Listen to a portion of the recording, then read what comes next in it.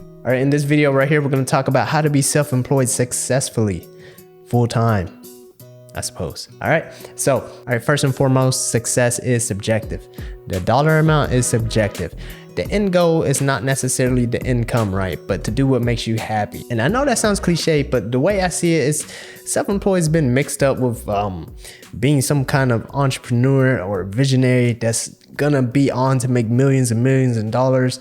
And that's not necessarily always going to be the goal, right? The goal is to be comfortable, the goal is to be happy, and the goal is also to make money, but let that be the byproduct. So even though your happiness is important, one of the first steps in being full-time self-employed is learning how to make money. You better know how to make money. I know it sounds crazy, right? Well, the key word in this isn't just success, right? It's being employed. Better know what you want to do, define your job, your product, your service, and figure out what you need to do to make it successful. Don't get distracted. Figure out your starting point, which is right now. Figure out what you got and how you can leverage that to get to your next step, your destination. And there's going to be times where your GPS isn't working and you're going to get lost, but don't be afraid. One thing you can do is surround yourself by like-minded individuals. They don't even have to practice the same craft as you. If they're determined, they have the same motives as you, there's always going to have to be somebody that you can bounce off of, because it's going to be a lonely ride and you're going to need somebody to express your feelings to.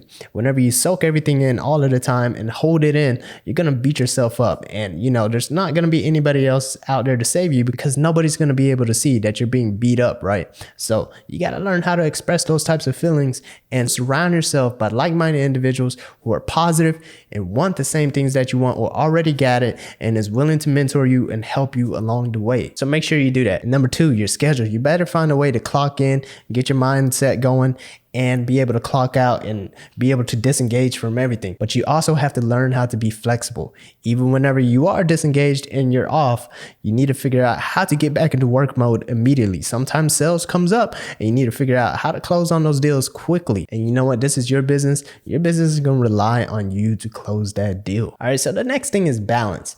If you have a family, you have a wife, you have kids, you have a wife, you have kids, make sure they're supported.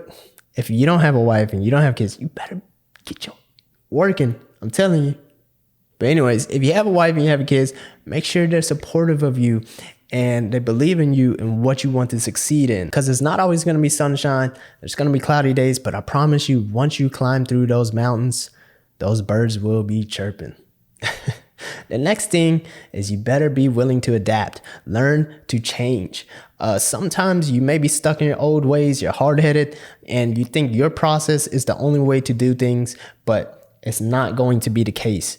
Especially in times like now, Corona, there's a whole lot of things we got to do to adapt. You're still trying to perform in your old ways and your results aren't great, then you can't keep continuing, Like I said in a previous video, Einstein, insanity is the definition of doing the same thing over and over and expecting different results. You better be willing to change your process so you can get different results, and be willing to adapt to times, because things are going to change and it's not always going to be the same. Things that you did that made you successful last year and the previous years might not work this year. So you might have to get your head in the books and start all over, and stop saying the market is saturated.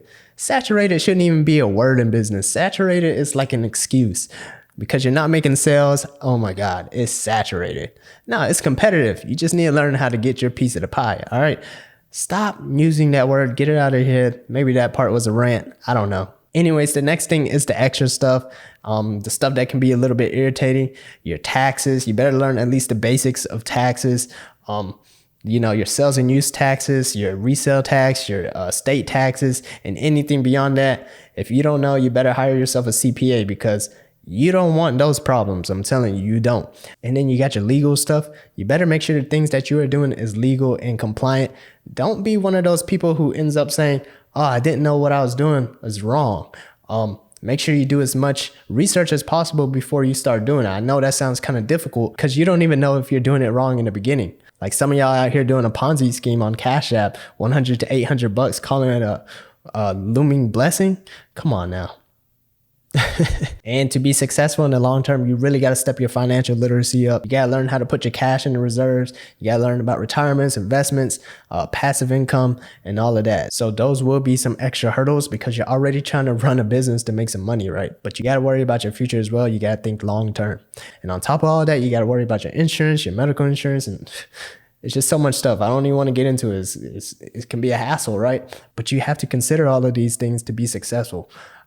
Just being self-employed, I know talked about happiness, and then now we're getting a little bit contradicting because there's going to be things that you're going to have to be able to sacrifice your happiness on, because these little tasks, unless you're going to hire somebody else to do it, you got to figure it out. All right. So I just wanted to get all of that out because those are all some things that's helped me out for the past 15 plus years being self-employed. All right. Another thing is, if you're not full-time self-employed and you want to be, and you haven't even started yet, what you got is startup anxiety, okay? If you're watching this, then you're on the right path. The problem is you have the issue of trying to be too much of a perfectionist, and you don't even realize this. You're trying to research, you're trying to formulate answers for questions that you don't even know that you have. The issue with that is because you haven't started yet. Sometimes there's going to be questions that you're not going to be able to find the answers to until you start. And it's not until you start and start rolling and start tripping across rocks that you know that you're falling down. But once you start falling down, that's whenever you formulate those questions that you need answers to, because there is no such thing as perfection. You just have to get going, and you have to perfect it along the way. You know, you can't have the anxiety of not starting because you think it's going to be a perfect run. You're trying to perfect your product, perfect your service. You're trying to perfect everything for launch, right? But there's going to be two issues. You're either never going to launch, or when you do, you're going to set yourself up for a big disappointment, and you're going to be so discouraged because you thought you had it all. But let me tell you something. You better just get rolling. And yeah, that's pretty much it. If you enjoyed this video, I just wanted to piece it together real quick. My name is Rich. Please comment, like, subscribe, and I'll see you next time.